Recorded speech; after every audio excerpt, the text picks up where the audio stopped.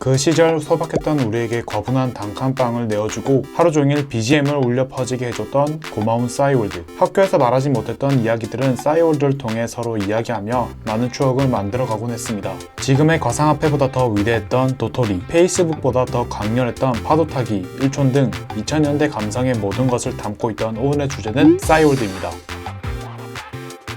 싸이월드는 페이스북과 인스타그램이 등장하기 이전 엄청나게 유행했던 대한민국의 인터넷 서비스로 당시 대한민국 10대, 20대는 거의 대부분 싸이월드를 이용했습니다. 그렇다면 그 시절 우리들은 왜 그토록 싸이월드에 열광했을까요? 지금부터는 저의 그 당시 기억에 의존해 설명드린 영상으로 지나치게 감성적일 수 있습니다. 지금의 페이스북이나 인스타그램 같은 경우는 프로필이나 피드 같은 걸 통일성 있게 꾸미거나 감성적으로 만들어 가잖아요. 하지만 싸이월드는 다릅니다. 우리에게 무료로 집을 줬어요. 이 집안에 우리와 비슷하게 생긴 미니미라는 것도 무료로 줬습니다. 이 미니미를 통해서 그날그날 우리의 기분을 표현하기도 하고, 저 같은 경우엔 제가 평소에 입지 못했던 옷 같은 거나 헤어스타일로 꾸미기도 했습니다. 평소에 못 해봤던 것에 대한 대리만족을 당시에 느끼게 해줬던 거죠. 미래에 살고 싶은 방의 모습이나 친구들 미니미도 같이 배치해서 가상으로 표현해보기도 하고, 지금 유행하는 집 꾸미기를 당시에 그대로 재현해봤던 거죠. 물론 이 꾸미기를 위해선 유료 아이템이 필요했는데 당시 화폐를 도토리라고 불렀어요. 일종의 가상화폐 개념인데 1 도토리가 아마 100원이었던 걸로 기억합니다. 도토리 5개를 모으면 BGM 하나를 살 수 있었던 걸로 기억하는데, 이 BGM을 구매해서 설정해 놓으면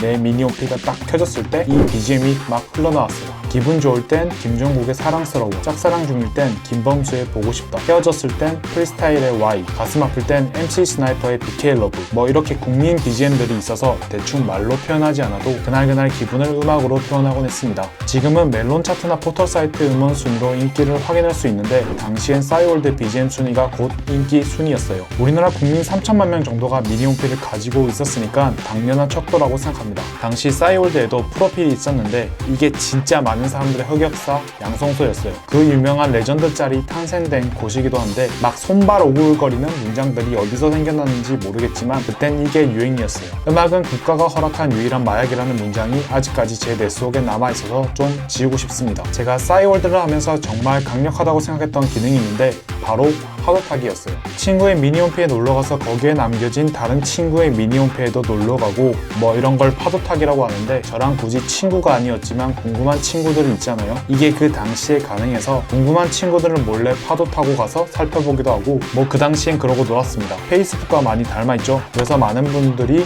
페이스북으로 쉽게 옮겨가지 않았을까 생각합니다. 지금 SNS에선 거의 볼 수 없는 기능인데, 투데이라는 수치를 통해 그날그날 내 미니홈피에 놀러온 사람들의 수치를 확인할 수 있었어요. 그래서 이게 곧 그 사람의 인기의 척도가 되곤 했는데, 이게 은근 경쟁 심리를 부추겨서 광적으로 이것에 집착하는 사람들도 많았습니다. 그리고 의무적으로 다른 사람의 미니홈피에 공식적으로 방문하면 1촌평을 남겨야 했어요. 뭐 생일인데 1촌평이 안 남겨져 있거나 투데이 숫자와 비례해서 1촌평이 너무 적거나 그러면 조금 속상하거나 그랬습니다. 자, 여기까지 우리가 열광했던 싸이월드 모먼트였는데요. 그렇다면 싸이월드는 왜 망했고 앞으로의 싸이월드는 어떻게 바뀌게 될까요? 싸이월드가 망한 가장 큰 원인으로 꼽히고 있는 것은 대기업 합병이었습니다. 당시 싸이월드는 벤처회사에서 운영하고 있던 탓에 많은 이용자 수를 감당하기 힘들어 2003년 SK에 매각되었는데요. 이때부터 망조의 길을 걷게 됩니다. 숫자만 보면 이때부터 잠시 동안은 황금기였죠. 당시 국민의 절반가량인 3천만 명이 싸이월드 미니홈피를 운영했고 1년 동안 도토리 판매 수익이 800억에 달했죠.